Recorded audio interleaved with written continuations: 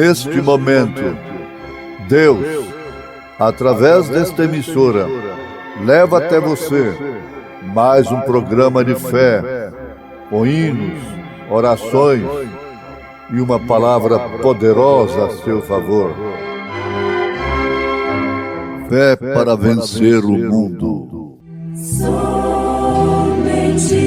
crer, somente crer,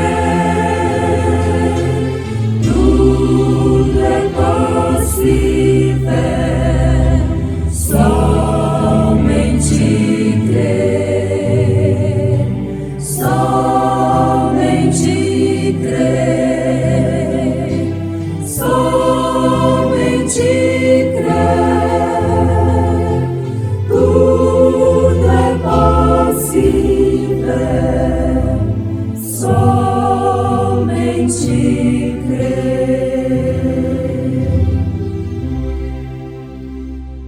O amor não seja fingido. Aborrecei o mal e apegai-vos ao bem. Amai-vos cordialmente uns aos outros com amor fraternal, preferindo-vos em honra uns aos outros. Não sejais vagarosos no cuidado. Sede fervorosos no espírito, servindo ao Senhor. Alegrai-vos na esperança. Sede pacientes na tribulação. Perseverai na oração.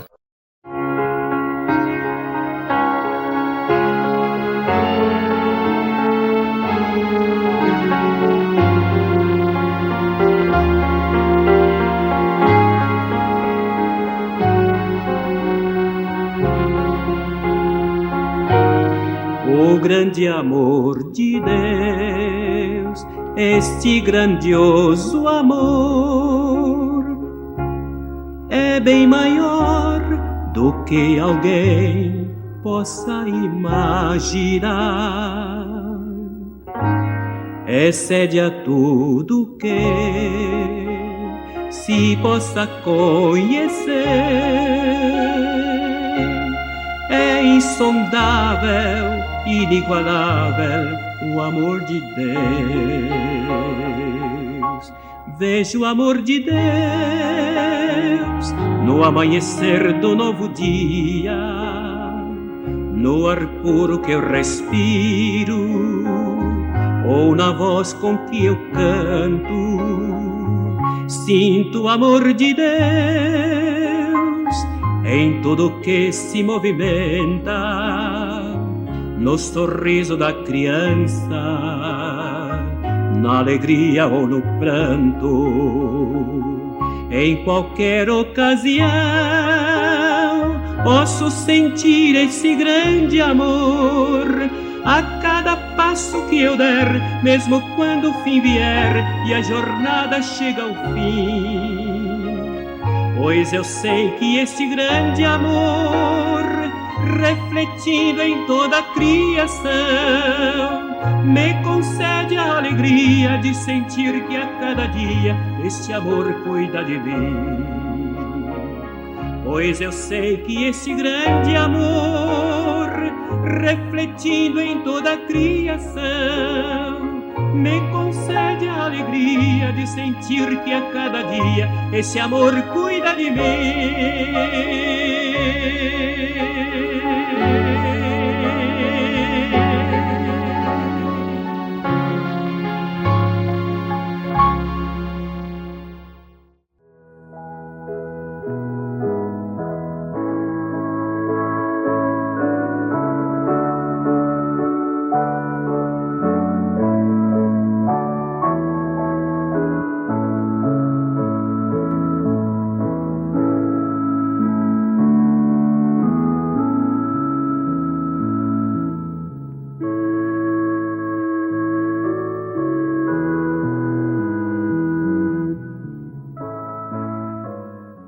Nada vai deter um homem quando ele é perseverante, quando ele sabe o que está fazendo e tem fé no que está tentando realizar.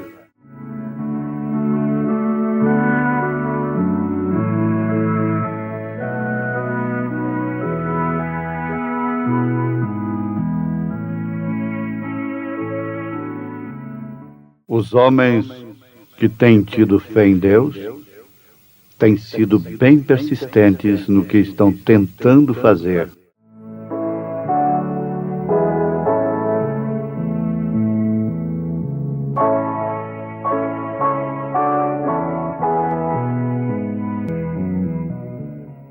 Ouvintes, bom é estarmos aqui.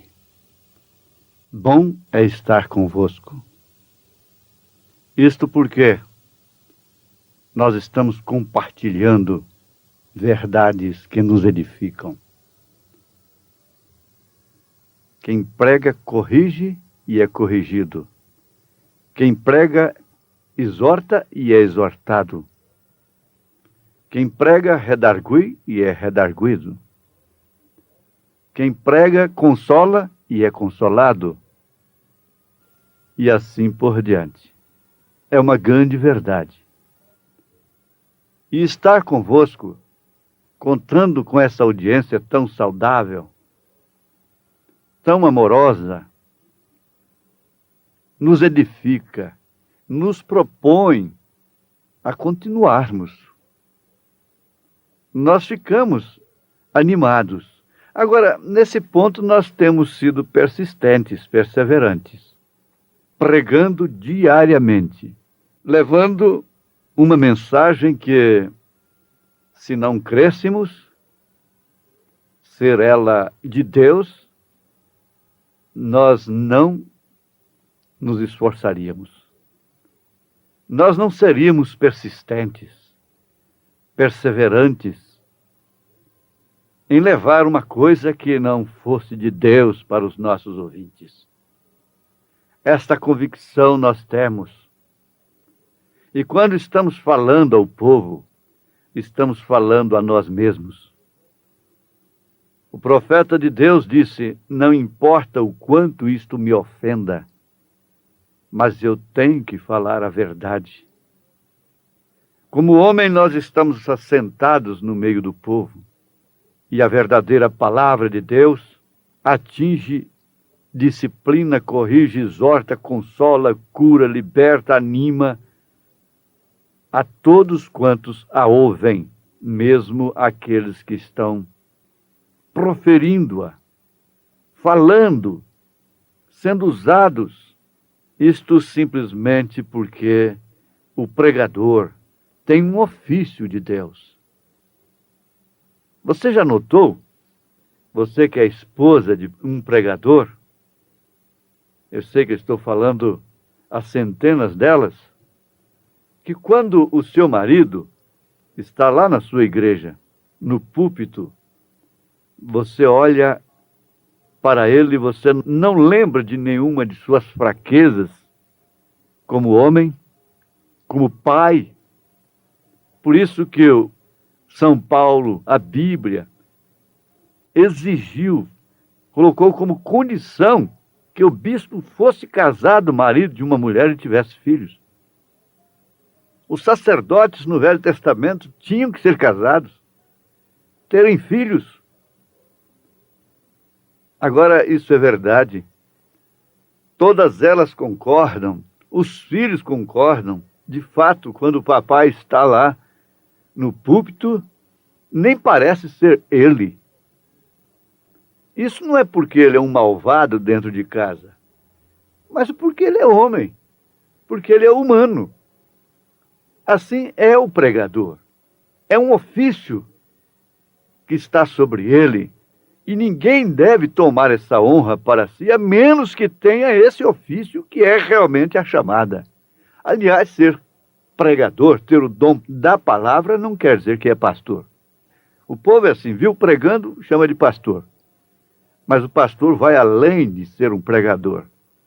Ele é um orientador, ele é um administrador da casa de Deus, no sentido espiritual. Ele se coloca entre as famílias que estão em litígio e as leva a um acordo, a paz entre si. Ele é um boi de carga. É ali que ele mostra que tem um ofício não simplesmente de um pregador, mas de pastor. Às vezes é no escritório que esse ofício é mais identificado. Muito bem, meus ouvintes. O nosso assunto é exatamente perseverança. E para perseverarmos, é necessário que nos conheçamos a nós mesmos. E também aos demais. Por que que muitas pessoas dão demais para o homem porque ele é usado por Deus? E outras já não dão o mínimo de respeito. É por falta de uma conscientização? É por falta do temor de Deus? É por falta de ensinamento? É por falta de educação de berço cristão? Isso é muito importante, porque influi e inclui na perseverança do crente.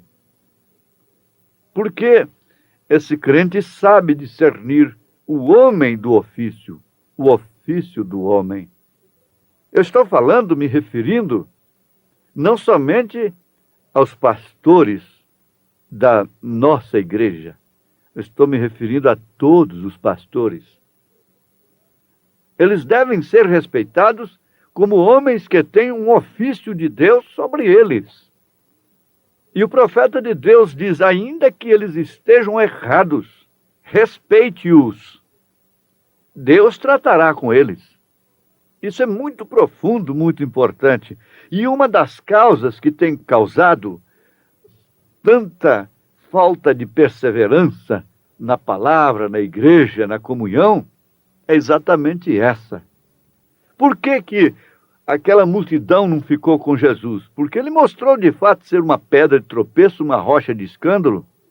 Por que que Moisés teve pessoas contra ele, murmurando contra ele, sendo que tinham sido tão beneficiadas pelo seu ministério? Por quê? Porque Moisés era homem?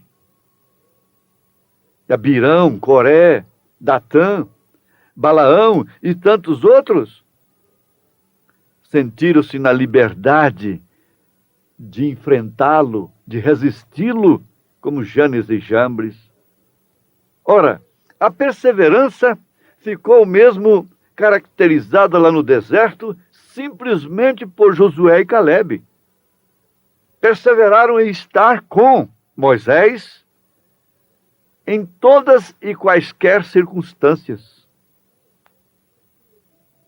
É um exemplo tão tremendo que deve ser notado e guardado por todos para a sua salvação, para a sua edificação. Nós temos tido homens que têm tido fé em Deus e eles têm dado testemunho através da perseverança. Eles são persistentes e isso me compungiu. Não é importante? Ser perseverante no posto do dever transmite para os filhos, para as filhas, caráter, formação, princípio familiar. Uma mãe não pode legar uma coisa maior do que esta para os seus filhos, nem tampouco um pai. O homem desordenado, São Paulo chegou a recomendar à igreja que o notasse. O homem desordenado é aquele que não é perseverante. Está certo pensar em dar um passo acima, ganhar melhor, mas desde que aquele passo seja seguro. Ninguém deve deixar o emprego por ser um inconstante, por ser um insubmisso, por ser um relapso. Eu aconselho, sim, buscar um nível melhor para sua família, para si próprio, mas de passo a passo, com segurança, nunca se desempregando por falta de humildade, por falta de pontualidade, por falta de responsabilidade, por falta de perseverança, para depois ir procurar outro emprego, outro meio de trabalho. Não. É melhor pingar do que secar. Alguém diz, não, eu saí do emprego porque estava ganhando muito pouco. Está bem, estava ganhando muito pouco e depois fica 3, 4, 5, 6 meses parado. Aí está ganhando quanto? Está ganhando muito. Quem é fiel no mínimo é fiel no máximo. Agora, tudo isso tem a ver com um fator espiritual, porque se não tivesse, São Paulo, a Bíblia Sagrada, não teria recomendado aos tais que fossem disciplinados. Porque tem a ver com a parte espiritual. Nós temos exemplos na história, como o exemplo de George Washington. Ele foi um presidente da República dos Estados Unidos. Depois de orar a noite toda na neve, com a neve pela cintura, nos seus quadris, estava molhado até na sua cintura. O rio estava cheio de gelo. Mas ele captou uma visão de Deus. Ele captou fé de que Deus ia dar-lhe a vitória. E ele lutou, e ele deixou esse exemplo para todos os americanos. Ele deixou esse exemplo para o mundo. O rio tinha muito gelo. Mais de 2/3 do seu exército estavam... Eles não tinham nem sapatos nos pés. Seus pés estavam envoltos em panos. Encontravam-se naquele rio frio, congelado. No entanto, ele sentiu no coração que Deus havia lhe dado a vitória. Ele havia alcançado resposta em oração. Oração e ação. No dia seguinte, daquela noite de batalha, lutando e orando ao Senhor, a história mostra que 3 balas de mosquetão atravessaram seu casaco sem tocar no seu corpo, sem feri-lo. E o rio não pôde detê-lo. As dificuldades não puderam detê-lo. Muito menos bala de mosquetão pôde detê-lo. Ele foi persistente porque ele havia alcançado resposta em oração e ele tinha fé no que ele estava fazendo, naquele que o dirigia, o qual era Deus. Era um presidente da República que orava. Você sabe que Abraham Lincoln, presidente modelo do mundo, foi educado com a Bíblia Sagrada ao lume de uma fogueira? E ele foi persistente nos seus ideais? Quando ele viu aqueles negros sofrendo daquela forma, ele deu com um punho fechado assim e disse: um dia eu acabarei com isso. E por causa disso ele morreu assassinado. Mas ele acabou com aquilo. Ele deu a sua vida. Nada vai deter um homem quando ele é perseverante, quando ele sabe o que está fazendo e tem fé no que está tentando realizar. Você deve pensar nisso em relação a seus estudos. Adolescente, você precisa no mínimo do 2º grau. Hoje você precisa no mínimo do 2º grau. E às vezes eles dizem: ó, pastor, orem por mim que eu vou prestar o vestibular e coisa. Está bem, tudo bem. Mas eles sacrificam seus direitos, seus lazeres, eles oram, eles estudam, eles se dedicam, eles são perseverantes. E por isso conseguem ir à frente. Não se deixam levar por esse espírito da escola, da anarquia. Eles estão ali para estudar, não para aprender bobagens, pornografia, aprender a droga e outras coisas. Estão ali para estudar. Eles têm ideal. A moça, o rapaz, o adolescente precisa ter ideal, um alvo pelo qual ele vai ser persistente, perseverante. Nós temos exemplos demais nas Escrituras e na história. Uma das histórias mais antigas da Bíblia é a de Noé. Noé não era simplesmente um homem diferente porque ele queria ser diferente. Ele era humano como eu, como você. Ele era um homem comum, talvez um fazendeiro. E o mundo do seu dia era perverso. Perverso como é hoje. Cheio de ciência, de grandes homens, de incredulidade, de lógica, de razão. Eles haviam descendido lá dos filhos de Caim.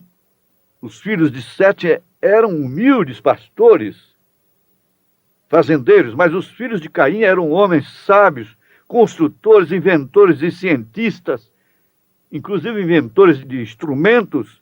Essa música quente é de Caim. Muito inteligentes, muito religiosos. E eles tinham sua própria forma de piedade, mas negavam. É exatamente como São Paulo profetizou a respeito do dia de hoje. E Noé, sendo um homem justo diante de Deus, um dia Deus se encontrou com ele nos campos e falou com ele e disse-lhe: Noé, você vai construir uma arca, porque ele, Deus, ia destruir o mundo com água. Agora, veja só, a ciência daquele dia sabia perfeitamente que nunca havia chovido. Aliás, o leigo também sabia. A ciência sabia que não havia umidade no ar. E Deus regava a terra através de irrigação. Aquele vapor que subia através da terra. E não havia água para tal coisa. Não havia água nos céus. Você sabe que no momento em que a ciência diz para você: não há possibilidade desse câncer ser desfeito, de você ser curada, de você ser curado. E ela está no seu papel. O médico está no seu papel em dizer isto. Não há cura para isto. Agora, a fé, a perseverança na palavra, passa por cima disso, fica indiferente a isso, como Noé ficou indiferente naquela hora, para com a razão e a lógica, e ouviu a palavra de Deus. E o que é que deve acontecer com você agora? Estar acontecendo agora com você. Aí você está alcançando a bênção de Deus. Não é simplesmente uma oração chorosa sobre sua cabeça, mas é a palavra revelada que te leva à vitória. É a espada do Espírito, o capacete da salvação. Deus te dê essa bênção, meu ouvinte, em nome do Senhor Jesus Cristo. Amém.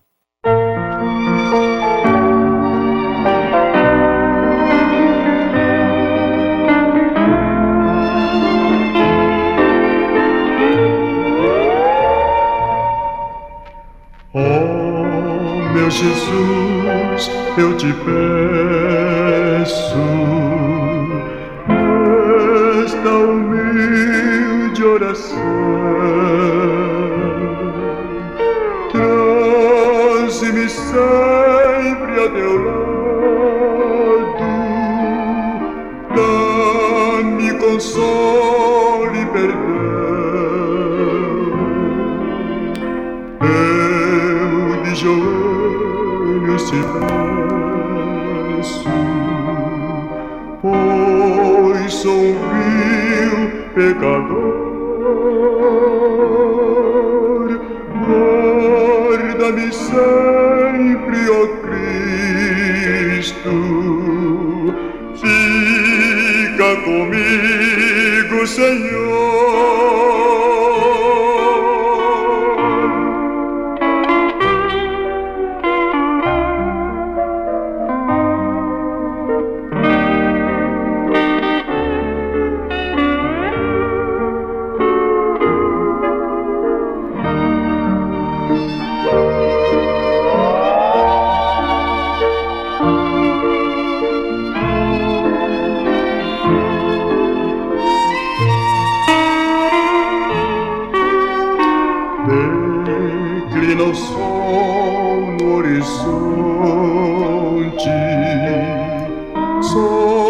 cobrem as trevas do mar.